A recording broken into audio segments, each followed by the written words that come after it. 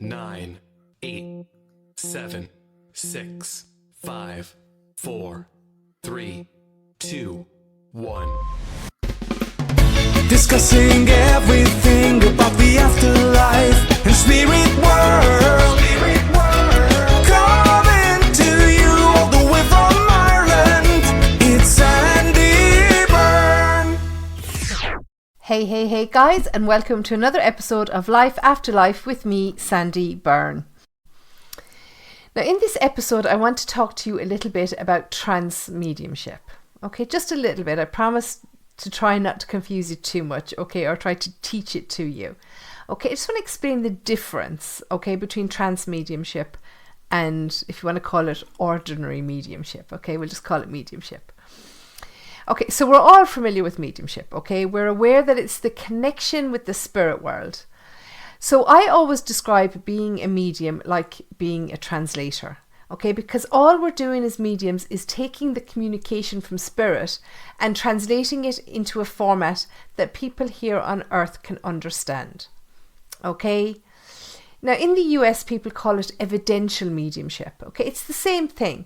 It just means that as mediums, we provide evidence that life exists after death.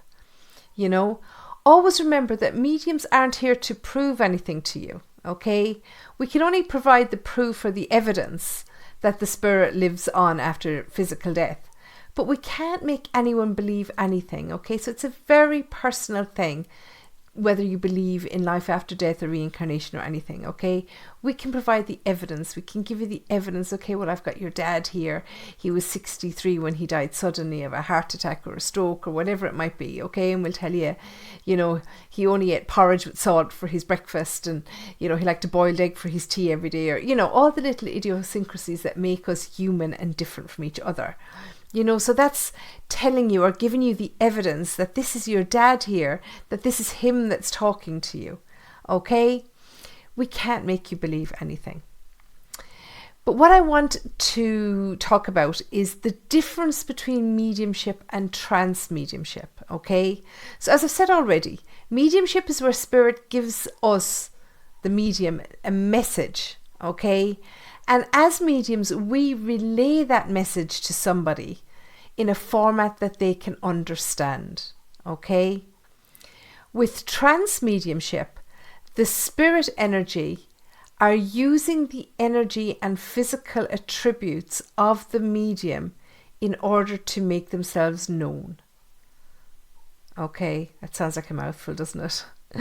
So those of you who have seen the film Ghost with Patrick Swayze and Whoopi Goldberg, okay, I love that film, okay, I think it's from like 1990 or something, so those of you who are younger might not necessarily have seen it yet, but it's an amazing film where Patrick Swayze's character gets murdered at the beginning of the movie, and then he's trying to come back to connect with his girlfriend who's in trouble, okay, and he gets medium Whoopi Goldberg to communicate for him. Okay, but there's this one scene in the film where Patrick Swayze's character jumps into Whoopi Goldberg's body, okay, and you know, he uses her body to dance with his girlfriend, who's played by Demi Moore, and he hugs her, okay, and tells her that he loves her, okay. So you could kind of say that's a bit like trance mediumship, but it doesn't really work like that, okay? I promise I'd never do it if that was the way that it was to work. But it was an easy way for, you know, the movie industry to, you know, show us kind of, you know, what's trance about, you know, how does it work, okay? So if I go back to the beginning, okay, and I'm going to try not to make this too complicated. I hate when you hear people talking about it and they make it all fluffy, okay? So you know me, I like to keep things just basic because I'm a simple kind of a girl, okay? But if we talk about mediumship itself, and any of you who have already done a mediumship course, you'll already know that before we connect with spirit, we generally raise our energy, okay? And lots of mediumship programs start with getting everyone on their feet and dancing to some kind of upbeat song or music, okay? And you know, you might think it at the time, but it's not just an ice-breaking exercise, okay? It's to raise your energy, to uplift you, to prepare yourself to connect with spirit. It's the same if any of you have ever been to see a medium on stage. They will always have, fast, upbeat music playing in the background while you're making your way into the auditorium, while you're finding your seats or whatever. That's not just by accident. It's not just mood music. It's also to uplift you. You notice it's not piano music, okay? It's always upbeat, high-tempo music because it's to get your juices flowing, to get your energy pumping so that you're raised up enough to bring through the energy of your loved ones, okay? It's a deliberate ploy we use. Sorry to burst your bubble. But we don't put the music on for your benefit. It's for our benefit, really. Okay? But when we talk about trance mediumship, it's actually quite different. Okay? So to prepare myself for trance mediumship, I actually concentrate on slowing my energy down. Okay? I slow my breathing down. I try to clear my mind of any personal thoughts. Because I'm preparing to hand my energy over to spirit for them to use so that they can make themselves known. Okay? Now, when I say that I prepare to hand my energy over, that's all I'm handing over. Spirit will not need to come into my physical body at all. Okay? So bear with me for this next couple of minutes. Okay? It might sound a little complicated. You might need to listen back again. As human beings, there are so many layers of us, okay? We've got our physical attributes, our spiritual attributes, our soul level, there's lots of us. But I'm sure that you've all heard about the aura, okay? The aura is the energy that surrounds our body. And, while we're on the topic of aura, this isn't just something that, we use to waffle on about our energy. This is something that's been believed in for hundreds, if not thousands of years. And, you'll always notice if you look at like some, old paintings, we talk about spirits, having this, what do they call it? The little halo of energy, bright energy around their head, okay? And this halo, it was just a way of the artist showing the aura or the energy of the person, okay? Mostly with angels or maybe with, Jesus or the apostles or whatever it might have been back in biblical days. But, the drawing of the halo was just a physical way to show the aura. So it's always been believed in, it's always been understood as being our energy. But what most people don't understand is that there are many layers to this aura which protects us. But, it doesn't just protect us, it doesn't just house our spiritual energy. It also contains the spiritual energy of our loved ones and our spirit guides. Okay, this is like our meeting room. This is where everything blends in together. But at each side of it, we have what's called an etheric aura, okay? And this is the layer of the aura which is closest to our skin, okay? It's the inner circle, if you want to call it that, okay? So the one on the very inside. And then you have about 6 layers of your aura outside of your etheric aura. And then you have a layer of your outer etheric aura. Okay, so your main etheric aura is in by your skin, but then there's a secondary layer, which is the outside layer of our aura energy, okay? And the etheric aura is where we feel things, okay? It's where we pick up our connection with people psychically, but also where we pick up our connection to the spirit world, okay? So what we pick up in the outer etheric aura, it's echoed into the inner layer of our etheric aura. And also vice versa. What we have going on, inside us, in our inner layer, is echoed in the outer layer. And that's what people pick up about us. Okay?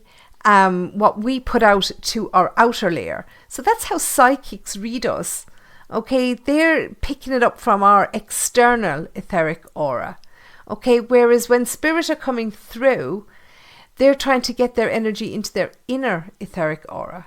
Okay, now I know it sounds a little complicated, but if you imagine it like this, okay, If we were to leave ourselves fully open to every single energy that we come in contact with every single day, we would be exhausted, and we would carry around things that have absolutely no meaning for us. Okay? So there needs to be a filter. So we only allow through what we need or what we want at any given time. And the layers between the two levels of our etheric aura allows this filtering to happen. So we don't take on everything from everyone or every situation that happens around us every single day. So when spirit come close to us, they're not viewing us as mortal, or, they're not viewing us in a human form. They're viewing us as spirit, and that is the part that they are connecting with. So as they come closer to us, they merge with our etheric aura in a spiritual way, so that their personality, their thoughts, their mannerisms, etc., they're all vibrated through to our inner etheric aura, and therefore they manifest in our physical form. And this can happen without the spirit literally jumping into our bodies. Okay, that doesn't happen. But we can feel them, we can blend with them spiritually. Okay? And this way of connecting is very different to mediumship. So when we talk about mediumship and connecting with your loved ones, imagine your loved one's energy being within your aura. They're within the layers, between the two layers of your etheric aura. Okay, so in a mediumship reading, all I do is extend my aura until it blends with yours, so that I can pick up the energy of your loved ones and relay the messages to you that they're wanting to give to you. Okay? Whereas with trance, I'm just inviting spirits to come and blend with my energy instead of yours. Okay, if that makes sense to you. Okay, so instead of me, with mediumship, I push my aura out to blend with your energy, because that's where your loved ones live. Okay, with trance, I invite spirit to blend with my energy. Okay, so I'm allowing them into my inner energy. Okay, so that I can mirror their voice, their thoughts, their mannerisms, all of these things. It's an easier way of them being able to make themselves known. And a lot of us do this on a daily basis, but we don't always notice it, there's sometimes where, all of a sudden we might feel weak, okay? Or we might feel like we have a headache, or we might feel thirsty, or, we might start blinking our eyes, or, our heart rate increases. And that can happen. Now, obviously, there's medical things that will make that happen. But it can also happen when a spirit energy comes too close to you and it starts to blend with your energy, and then you pick up these things from them. Okay? And that can quite easily happen. For me, sometimes I get short of breath, when I'm bringing through a spirit, when I'm trying to connect with them. Okay? But when we talk more about trance mediumship, okay, it is possible during a session of trance mediumship for someone's facial features to change, even their voice, because, they're blending with the energy of the spirit as opposed to just communicating with it. So therefore, it is possible for the medium to pick up on some of their personality traits or their mannerisms. Now, if you've ever been to a demonstration of trance mediumship, okay, you will know that it's a very controlled environment, because when the medium is leaving themselves open for spirit to blend with them, they do become very, very vulnerable in that moment. Every movement and every noise is amplified. Okay, you just stepping on a wooden floor can be like an earthquake almost, when they leave their energy so open. So it's important that nobody tries this at home on their own. Okay, just don't do a course or sit in a circle or something. Because even when this is done in public, there always will be a couple of people with the medium protecting the noise levels and the levels of movement in the room. Okay? And I know that you're all, probably listening to this wondering, how do you know if you can do trance mediumship? Okay, I can only speak from my own experience. and tell you that for me it happened by accident. Okay, lucky me. Not really. But you all know that I've always connected with spirit, okay, since I was a little girl. But, I was well into my 30s before I ever did a course on mediumship. And, I was doing a course one day and we were practicing different, ways of, bringing spirit through. And, totally by accident, I began talking and acting in a way, and I couldn't stop myself. Now I wasn't dancing on the tables or anything like that, but I was giving information. I was smiling at certain people, and I was acting with mannerisms that absolutely weren't my own. And I knew that all of this was going on. Like, I was aware of the change in my demeanour, but I couldn't stop myself. Okay? So what happened at that time was that I wasn't experienced enough to control the energy around me. So spirit were able to connect to me and control my energy.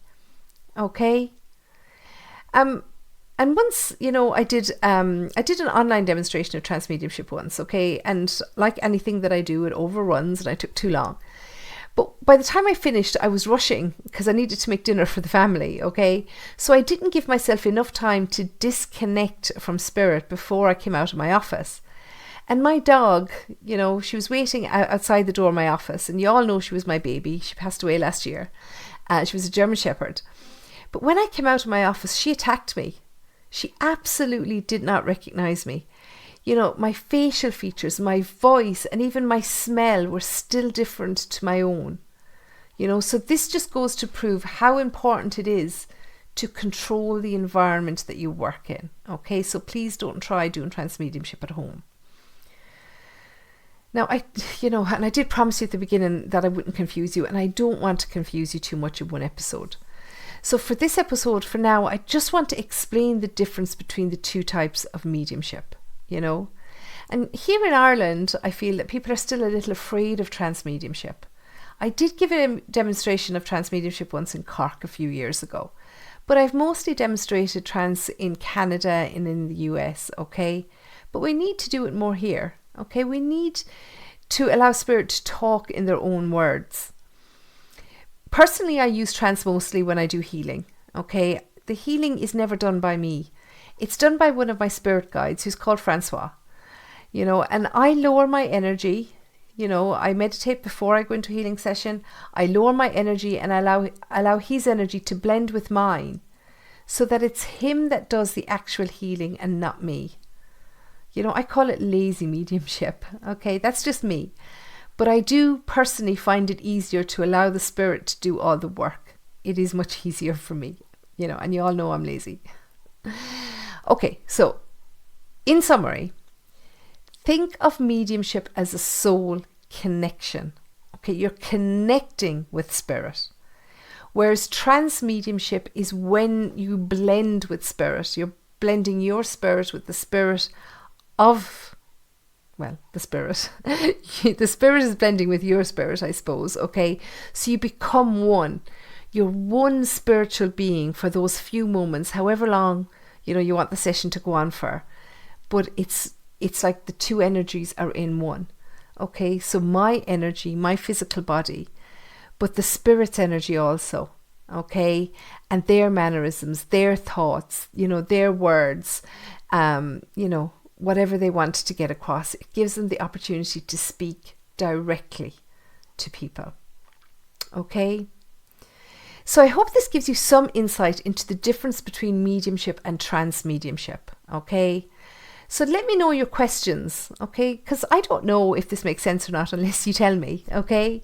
So give me your comments or your questions either by commenting here, wherever you're listening to your the podcast, or you can comment on my social media or send me an email or whatever. All of my links and emails and websites and everything are all linked in the description box attached to this podcast. Okay. So send me what you need to know, and maybe I'll do a follow-up episode where I discuss trance in a little more detail. Okay. So for now, I will say goodbye, and I will see you in the next episode of Life After Life. So until then, take care and stay safe. Discussing every